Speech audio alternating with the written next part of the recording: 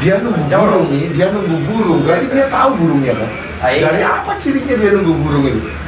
Loh sekarang burung 60 gantangan loh Don. Ya? Gimana caranya dia lihat itu burung gitu loh?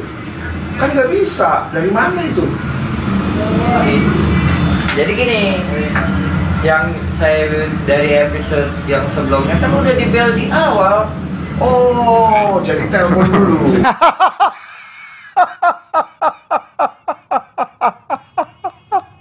Yang pertama tuh, episode pertama tuh ya. Biasanya jaraknya berapa lama sih telepon sebelum berapa hari tuh telepon dulu? Biasanya sih ada yang 2 minggu sebelumnya. 2 minggu udah prepare nih. Mau mainan kayak gitu 2 minggu aja prepare.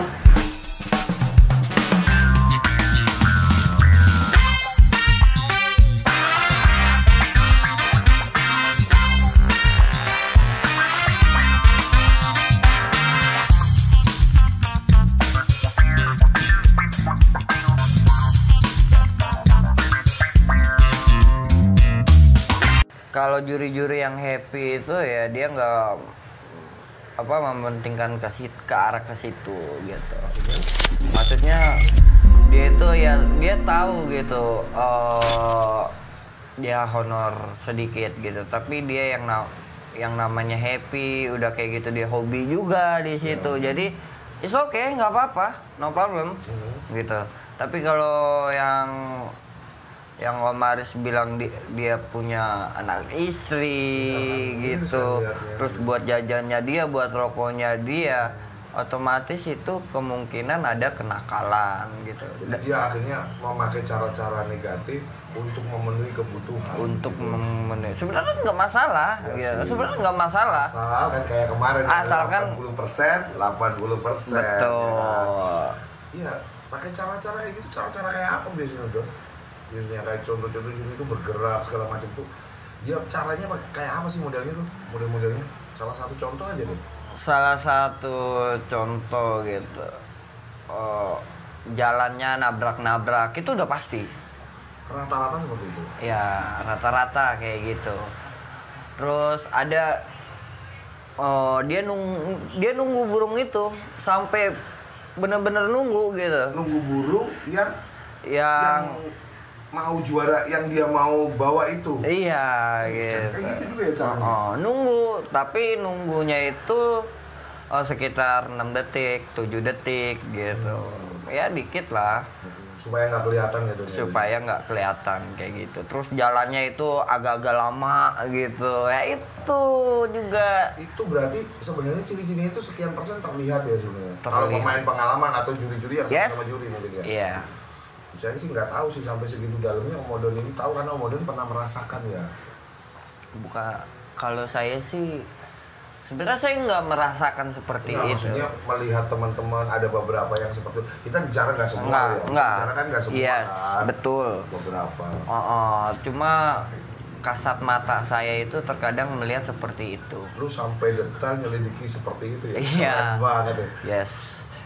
Gitu. Jadi ya udahlah, kalau saya mah ya mungkin balik lagi, ya mungkin dia itu lagi membutuhkan, atau saya ya udah lebih baik tutup mata ya. Gitu. 100% tidak boleh kita juga memikirkan bahwa juri itu curang gara-gara mungkin karena kebutuhan juga ya Don ya. Betul. Jadi kita juga nggak boleh lihat sisi negatifnya. Kalau mungkin bisa ada kesejahteraan di situ, mungkin akan lebih cakep ya istilahnya juri. Jadi mungkin akan lebih apa ya? Gua yakin kalau juri sejahtera, ini kuping gua kalau itu ada odengan. Ini.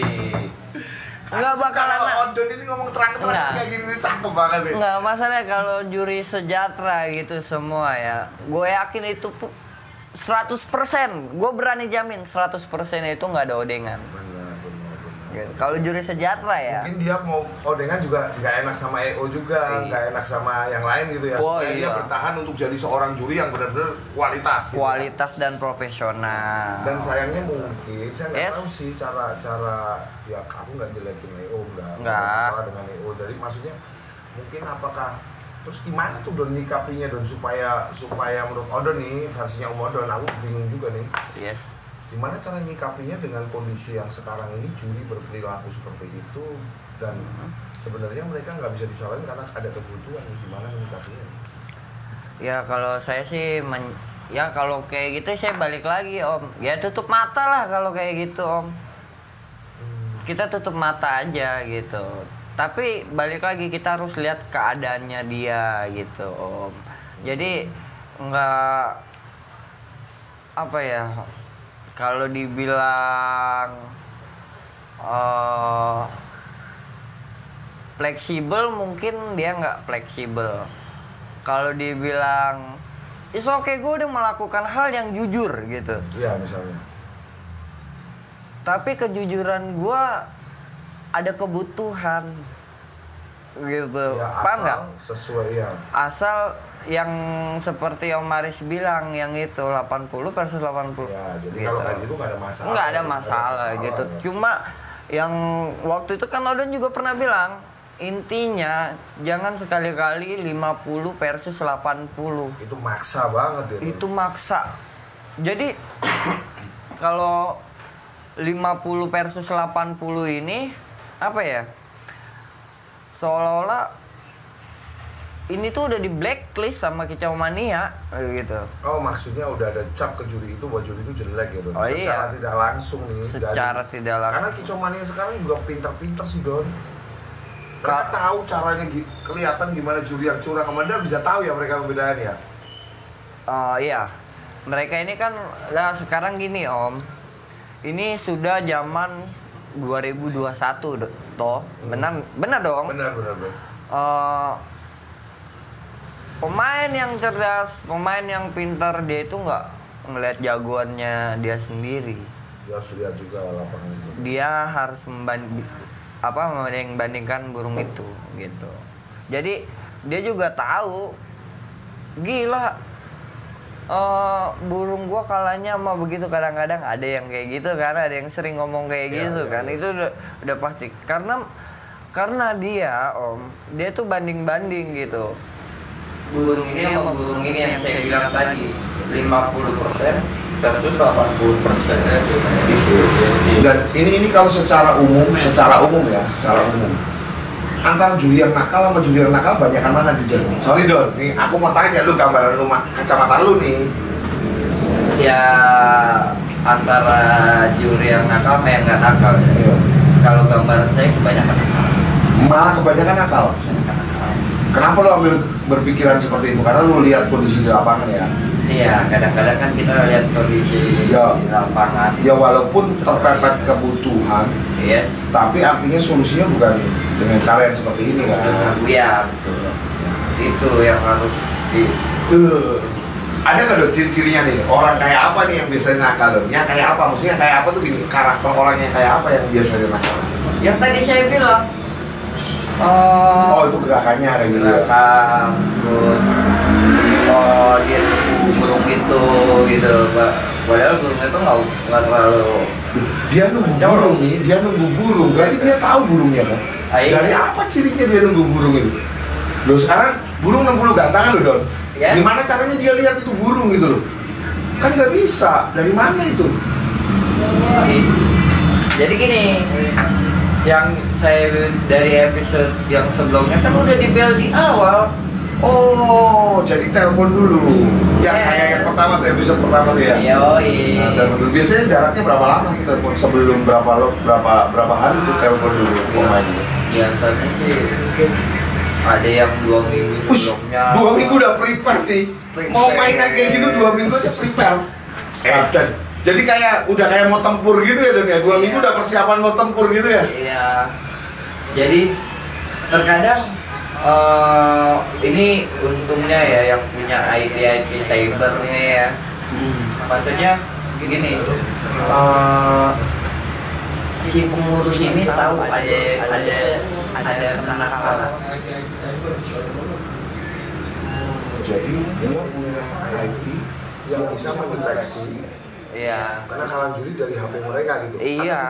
Ada yang kayak gitu, ada yang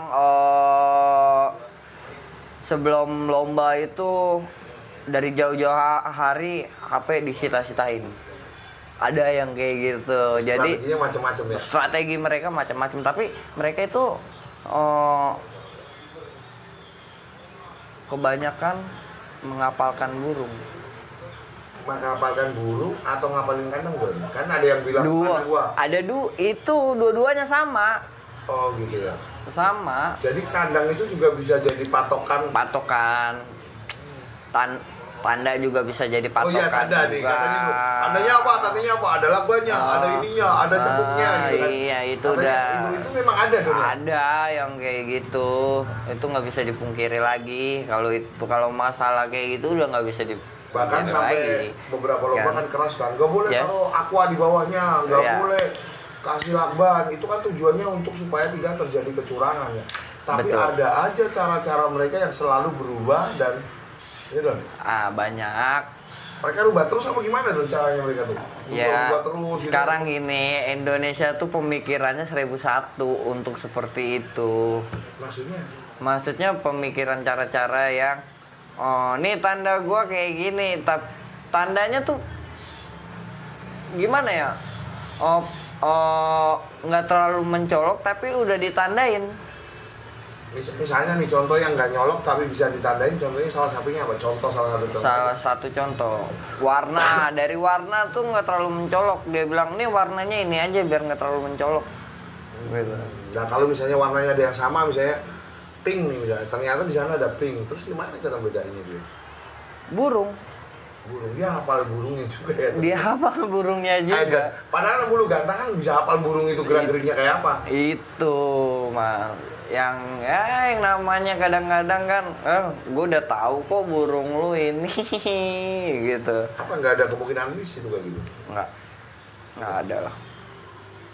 Tapi ya kita balik lagi karena mereka tuh sebenarnya ya kayak gitu ya karena sebagian karena kurang sejahtera kalau saya bilang. Salah satunya. Makanya dia seperti itu. Ya moga-moga ini bisa didengar ya. Iya. Ya, artinya kita nggak boleh di satu sisi melihat pandang juri seperti apa. Nggak boleh. Kita juga lihat pemain ini nggak boleh juga ngolok-ngolok sampai terlalu jauh kan. Iya. Ini ada siapa sih? Oh nggak ada, cuma tahu doang. Nanti difotoin ya Don, ciri sangkar yang ditandain di lomba. Kalau ada, gue minta fotonya ya. Nanti ya. Yes. Oke. Maksudnya gini, supaya kita tahu nih. Aku juga kadang-kadang bingung tanda-tanda kayak apa kan gitu. Aku tahu sih beberapa, katanya ada tanda yang pakai solasi lah, pakai cepung lah kayak gini kan. Tapi kan kadang ada tanda-tanda yang memang khusus mungkin yang orang nggak banyak tahu gitu. Betul. Ada yang kayak gitu banyak kok, tenang aja. Nah selain cari uang dari itu, ada lain dong, mungkin jual beli burung, tak apa. Calo. Oh calo. Mereka tuh nyalo, sama kayak saya juga nyalo burung yang kiranya ini, wah ini mewah nih buat main ke atas gitu. Oh jadi dia pilihin burung-burung yang punya potensi untuk naik ke atas ya? Iya. Kadang burung tersebut itu mewah dibunuh demi buat beli burung ini. Dan sampai segitunya Don? Sampai segitunya. Kadang ada yang seperti itu. Gitu. Jadi nih, contoh nih ya. Contohnya gimana? Mas Aris punya burung mewah. Ya, aku punya burung mewah. Terus? Cuma mainnya di latpress, gitu. Cuma burung Mas Aris ini apa ya? Pokoknya di atas rata-rata. Artinya benar-benar burung mewah kan? Artinya benar-benar kelas atas, kelas bisa naik ke lomba gede kan? Iya, terus, gitu. Terus. Nah, terus ada nih si pembeli ini. Ya, si pembeli ini. Si pembeli ini udah lama mantau burung itu sama si korlap ini atau si juri ini kan. Burung situ dimasukin kayak nominasi terus nggak masuk gitu karena burung dibunuh demi transaksi dia gitu maksudnya. Demi transaksi dia. Kadang ada yang begitu, kadang ada yang wah emang itu burung kualitas wajar menang gitu, wajar dikejar. Tapi balik lagi Ada yang cara yang seperti itu, ada yang nggak cara seperti itu, emang dirilin seperti kayak gitu. Maksudnya dijuarain seperti itu. Ada yang kayak gitu. Ada. Jadi kita jadi tahu ya dong. Ya. Jadi ini buat teman-teman juga sekian persen jadi ngerti gitu loh cara-cara main. Tapi balik lagi intinya jangan sampai kita berpikiran negatif sama judi. Kadang-kadang mereka bergerak sedikit gitu karena memang kebutuhannya yang memang mepet, mendesak, kondisinya susah ya. Betul. Kadang-kadang susah juga sih. Betul. Dilematis antara ini benar atau salah itu tipis sekali ya Don. Tapi intinya sih sebenarnya kalau bisa sih jangan pakai cara-cara negatif ya. Maksudnya intinya kita bisa dengan cara misalnya cari burung yang kualitas, tawarin ke bos. Jadi dengan harapan kalau burung itu jalan di lapangan maksimal kan layak dijuarain. Iya, betul. Bener nggak? Kayak Odon nih. Kayak Odon ini aku lihat nih dari sekilas nih. Lu ada di Serang Banten nih, gue juga tertarik nih. Lu itu cari burung-burung kualitas, tawarin ke bos, tapi bener-bener burung kualitas ini. Iya, jadi nggak sembarangan gitu lu pilih. Ya kan? Betul. Lu bahkan sampai bilang, gua mantau nih sekian lama. Bahkan ketika orang itu mau dijual, gue jadi ngerti langsung gue ambil gitu. Jadi lu nunggu kapan timingnya lu beli kan gitu kan. Betul. Supaya burung yang lu target ini lu bisa jual sama bos karena burung ini benar-benar kualitas. Iya. Kopi dulu Don, kopi dulu. Nah, Mas Haris nanya seperti ini kan fungsinya saya tahu untuk menaikkan akar rumput. Ya betul. Karena dengan pengetahuan tentang penjurian, dengan pengetahuan tentang seperti ini minimal akar rumput itu bisa menyikapinya dengan baik dan tidak arogan.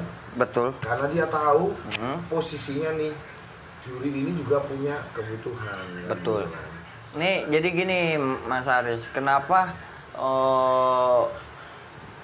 para bos dari mana sih dapatnya kalau bukan dari akar rumput? Karena akar rumput ini Ini burung-burung calon lapangan gede ya.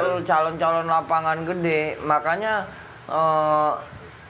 saya ngasih settingan ke banyak lah ke teman-teman saya. Maksud saya tuh, bro, burung gue istimewa. Nih saya udah pernah ngomong kan, burung gue istimewa. Tapi jangan dijual.